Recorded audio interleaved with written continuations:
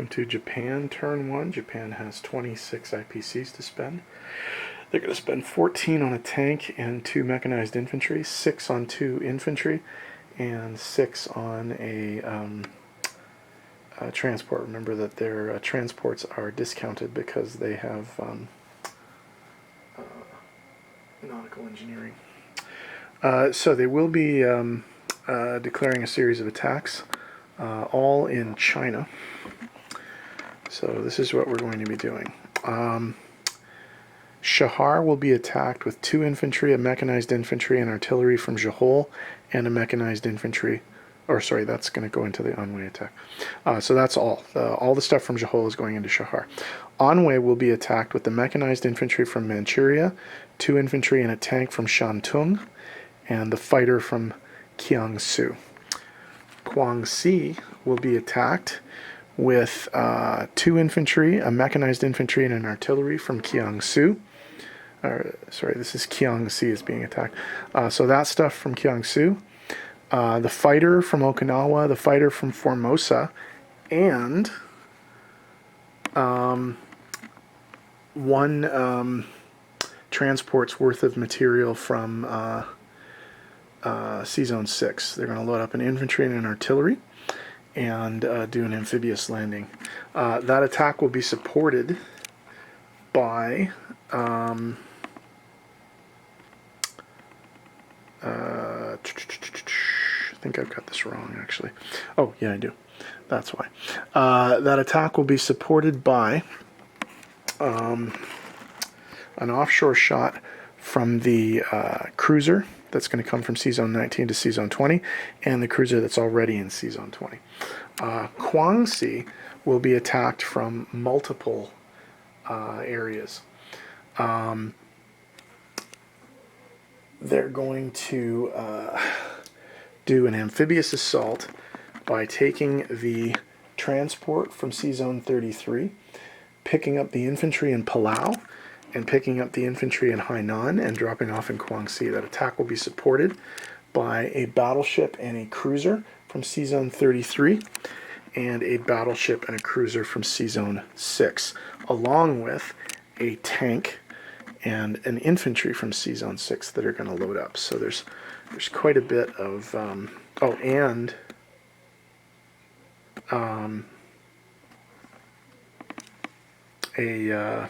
infantry and an artillery from Manchuria that are going to be loaded up as well. That's where that came from. I was wondering where that went. Okay, so I hope that's all relatively clear. Oh, and, sorry, in Guangxi also the 2 infantry are going to be airdropped from Japan as well. So there's going to be an airborne component to the Guangxi attack. So quite a bit of stuff coming into Guangxi. All right, so let's start rolling some dice. All right, for the attack on Shahar, we have a mechanized infantry supported by an artillery and 2 unsupported infantry. So 2 1s and 2 2s. 1 hit, that's all they needed. And the Chinese defense is inadequate. So Japan takes the territory with no casualties.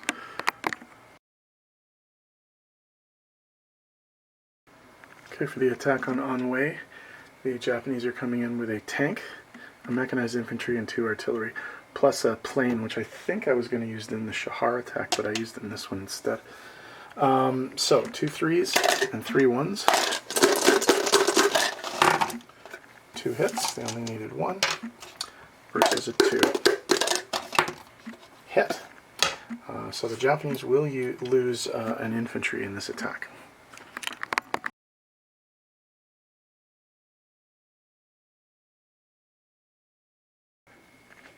Okay, it's the attack on Kiangxi.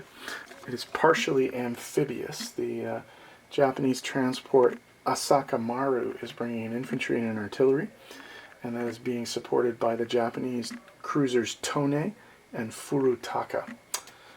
Ground forces, 2 infantry, 1 artillery, 1 mechanized infantry, and then 2 fighter planes as well. Chinese are defending with 2 infantry. So that's 4. Oh, sorry, The offshore shots fire first, because remember, in this game, the offshore shots are first strike. One hit. So one of these two guys does not get a defense. And then we have two fighters, supported infantry, supported mech infantry, and two unsupported infantry. Only needed one hit, got 3. Territories taken. No hits. So Japan takes the territory with no casualties.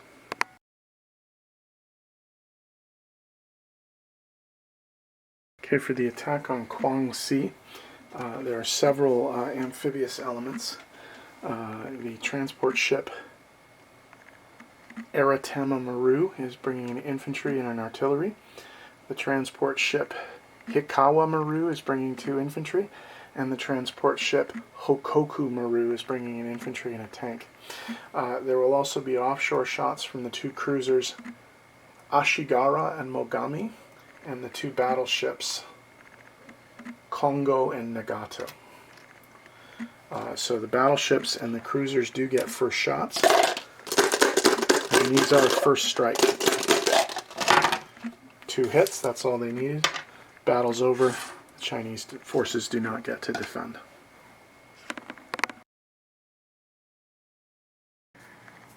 Okay, non-combat moves. This is mostly planes. The air transport that participated in the Guangxi attack is going to land in Jiangsu. The 2 fighters that participated in the Jiangxi attack are going to land in Jiangsu. The fighter that participated in the Anhui attack is going to land in Manchuria. All of the forces currently in Korea, 2 infantry, a mech, and an artillery are going to move into Manchuria.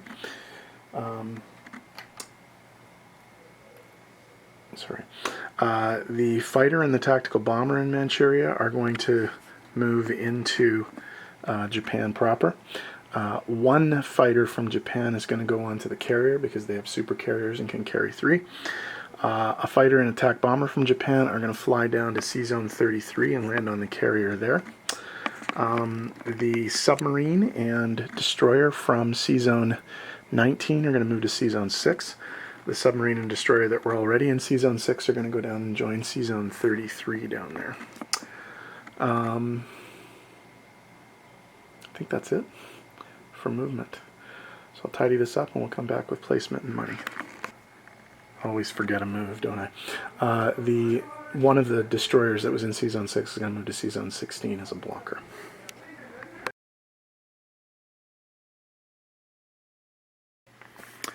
Okay, placement of new units. 2 mechanized infantry and a tank going into Jiangsu.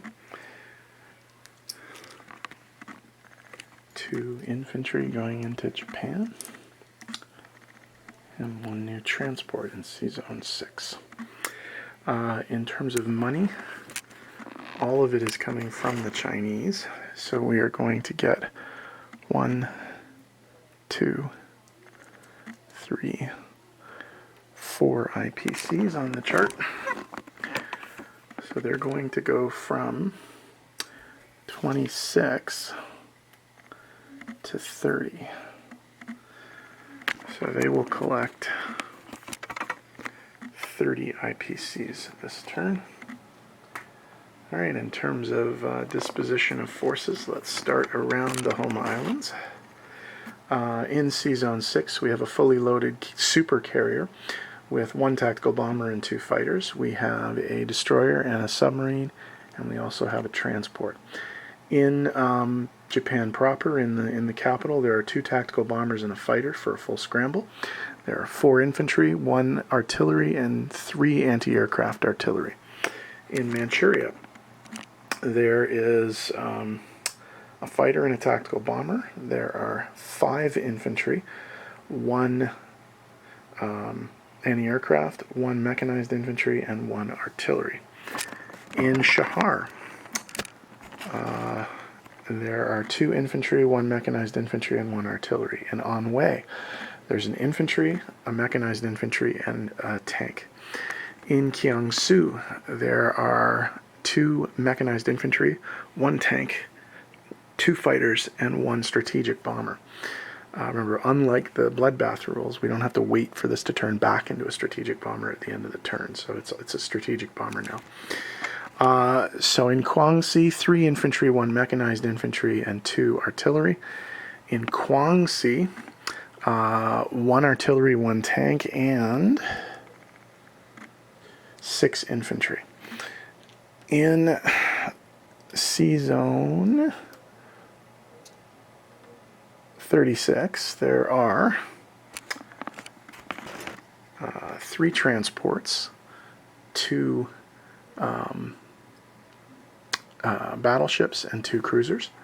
In C-Zone 20, there is 1 transport, 1 destroyer, and there are 2 cruisers. In C-Zone 16, there is a lone destroyer. In Iwo Jima, there's an infantry. In Okinawa, there is an infantry. And in the Carolina Islands, there's an infantry and an anti-aircraft artillery. In the C-Zone surrounding it, C-Zone 33, there's a fully loaded supercarrier with 1 tactical bomber and 2 fighters. And there's a destroyer and a submarine as well. So that is the extent of the Japanese forces. The United States and China are going to be up next. We'll do those turns together like we did on the previous videos. So the United States, remember, in this game, has a split economy between the Pacific and the Atlantic. So we'll see what they do on their first turn. Remember, they're not at war, so they can't attack anyone, but we'll see what they buy and how they shuffle their pieces around.